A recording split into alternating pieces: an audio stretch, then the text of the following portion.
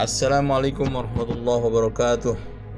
Sahabat yang berbahagia, sebagai bangsa Indonesia yang pernah merasakan pahitnya penjajahan, kita bersama dengan pejuang-pejuang Palestina yang kemarin baru saja mempermalukan Israel, membuat jutaan rakyatnya masuk bunker, meledakkan cadangan gas yang ada di pelabuhan Israel, menutup bandara Ben Gurion selama kurang lebih 2 minggu.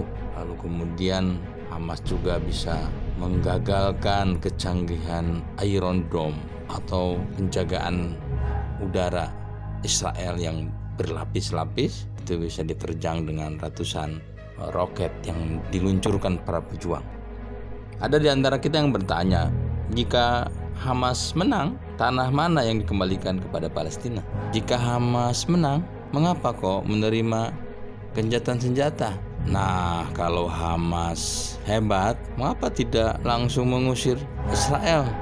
Sahabat yang berbahagia, kita harus bersabar dengan ocehan-ocehan beberapa saudara kita yang saya pahami mereka on mission, berada dalam satu misi untuk membuat kita ragu dengan perjuangan bersenjata. Sahabat-sahabat yang berbahagia, Dr. Faisal Qasim, seorang host senior Al Jazeera, mengatakan Israel itu lemah, sama sekali tidak kuat.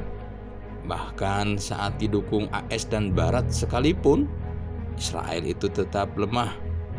Yang membuat Israel nampak kuat adalah bukan AS dan atau Barat, tapi dukungan dan khidmat keamanan dari rezim-rezim Arab yang mereka berkuasa sebagai bagian dari konsensi berdirinya negara Israel. Kita paham dari beberapa tulisan, misalkan tulisan Tispia Greenfield, seorang kolumnis di Haaretz Israel, yang tulisannya dimuat di aljazeera.net tanggal 10 bulan 9 2018. Penulis menyebutkan Ben Salman adalah sosok pemimpin yang ditunggu Israel sejak 50 tahun lalu. Menurut penulis, bangsa Yahudi sejak lama berdoa dan menunggu pemimpin Arab strategis yang terbuka dengan Israel. Kini sosok itu diwakili Ben Salman. Demikian juga yang direkomendasikan oleh salah seorang mantan pejabat diplomat AS yang bertugas di Timur Tengah, bahwa Ben Salman harus dibiarkan berkuasa seperti AS membiarkan As-Sisi, Hafiz Assad dan anak-anaknya, cucunya berkuasa di Syria, atau membiarkan Iran dengan berbagai pelanggarannya itu dalam rangka membuat Timur Tengah tetap bergejolak dan bisa menghadang koalisi Turki, Saudi, Mesir yang ini akan mengancam keberadaan Israel.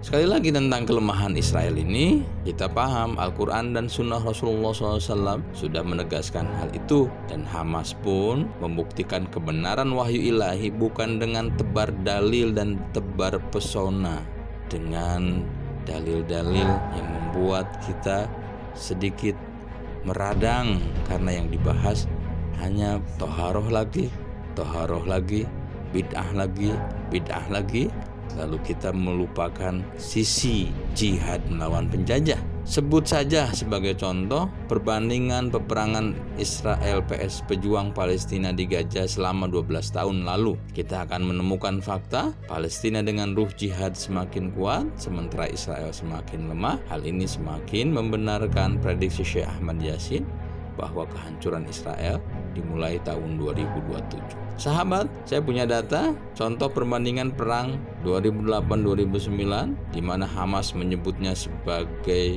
Harbul Furqan, perang pembeda.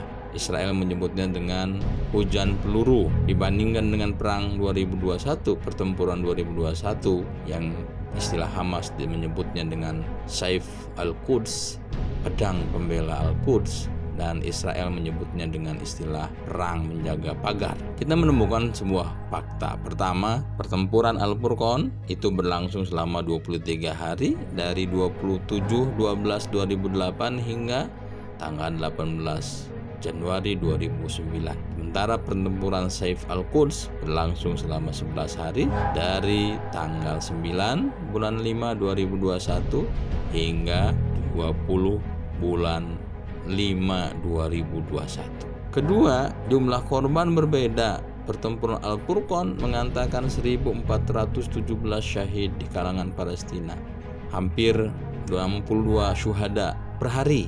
Di antaranya 491 pejuang Hamas Jihad Islam itu syahid dan 926 sipil syahid.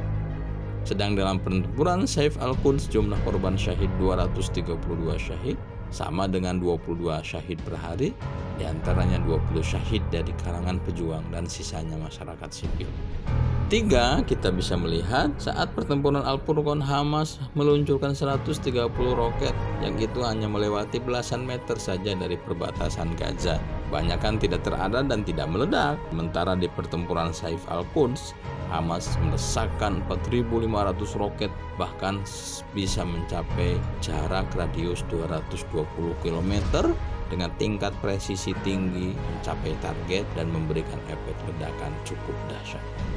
Keempat, 8 hari usai pertempuran Al-Furqan, Israel merangsek masuk ke Gaza dengan pasukan darat, memasuki Gaza hingga Masjid Ibrahim di Beit Lahia. Sementara di pertempuran Saif Al-Quds, Israel tidak berani melakukan pertempuran darat, apalagi saat 2 tank bajanya direbut Hamas dan pasukan daratnya dirudal. Dengan demikian, sahabat yang berbahagia, kita bisa melihat perkembangan pejuang-pejuang Palestina yang minus bantuan, minus backup dari rezim-rezim dan militer Timur Tengah, militer Arab yang memiliki senjata canggih, tapi sayangnya minim ruh jihad. Kita bisa melihat kebenaran firman Allah Subhanahu wa taala bahwa pasukan yang kecil itu ternyata bisa mengalahkan pasukan besar. Kam min fi'atin qalilatin ghalabat fi'atan katsiratan biiznillah. Semua atas izin Allah, dan tentu ruh jihad, semangat perlawanan memerdekakan Palestina begitu menghujam yang tidak dimiliki oleh rejim-rejim Arab. Kita dukung terus perjuangan Palestina, kita singkirkan sifat-sifat berkhianat kita dalam diri dan bangsa ini.